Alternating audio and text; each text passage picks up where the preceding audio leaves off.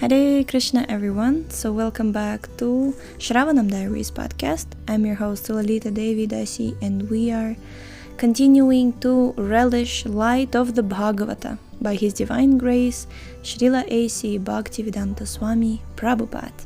Jai. So text 10.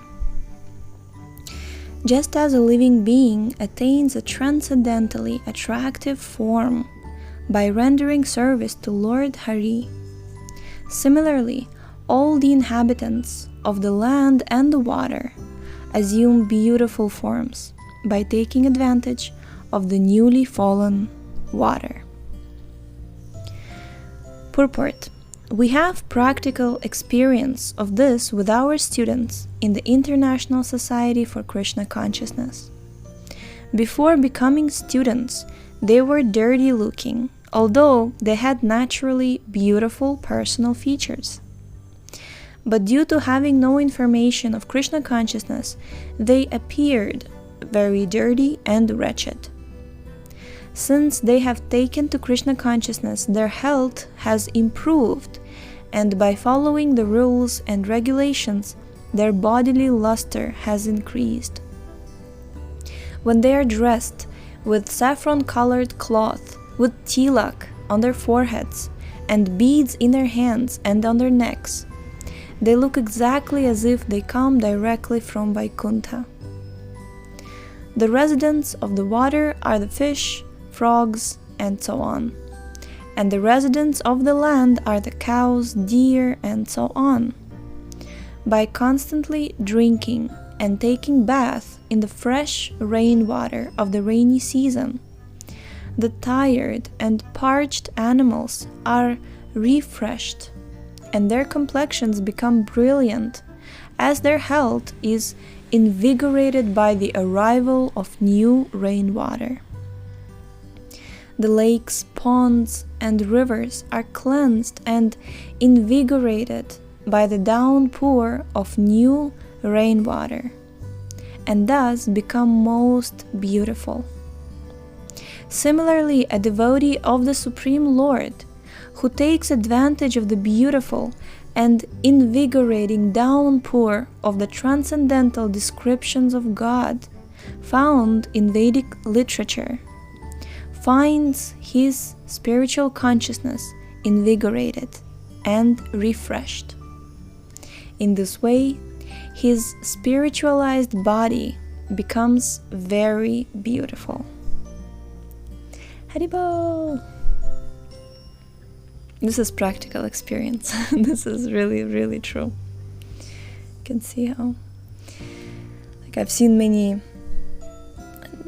you can say, examples of how you meet devotees and they're so, their faces, they shine, and, they're happy, just, there's light, sparks in his eyes, in her eyes, in their eyes, couples also. And then, you see some pictures before they were devotees, and you can see that, there's this internal gloominess in them, and how, it's all, how they become invigorated by the contact with Supreme Lord and the process. It's beautiful. Text 11.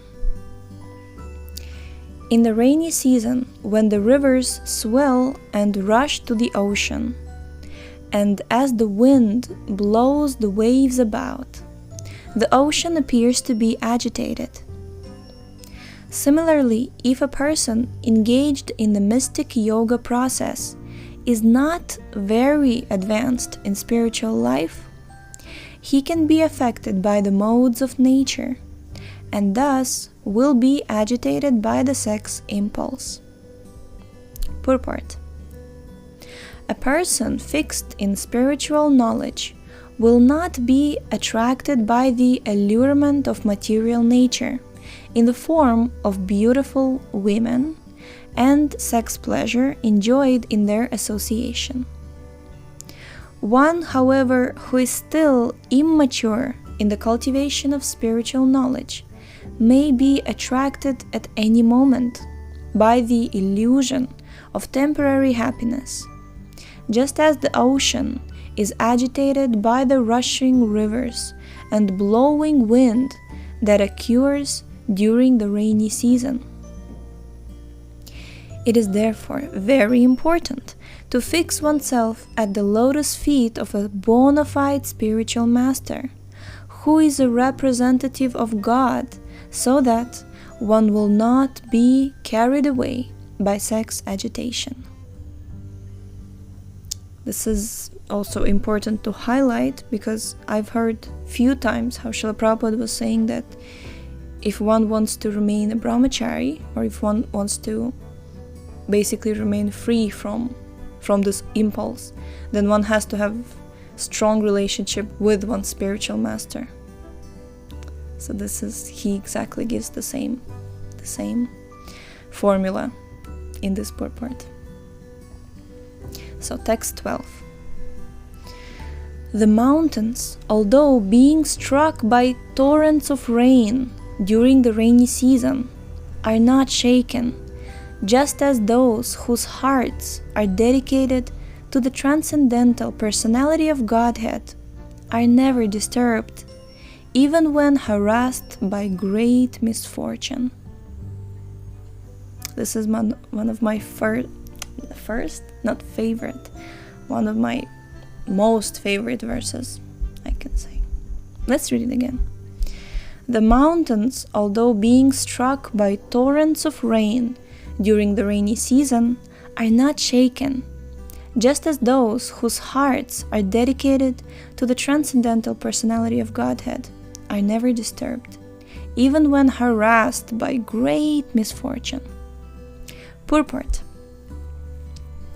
Because a person who is spiritually advanced accepts any adverse condition of life as the mercy of the Lord, he is completely eligible to enter into the spiritual kingdom. Even though a person takes to the devotional service of the Supreme Lord, he may sometimes become diseased, impoverished, or disappointed by life's events. A true devotee of the Lord always considers these sufferings to be due to past sinful activities, and thus, without becoming disturbed, he patiently awaits the mercy of the Supreme Lord. Such devotees are compared to high mountains, which are never agitated in any way, even when struck by powerful torrents of rain in the rainy season. Rather, such devotees remain humble in spiritual enlightenment. Free from pride and envy, they easily gain the mercy of the Lord and go back home, back to Godhead.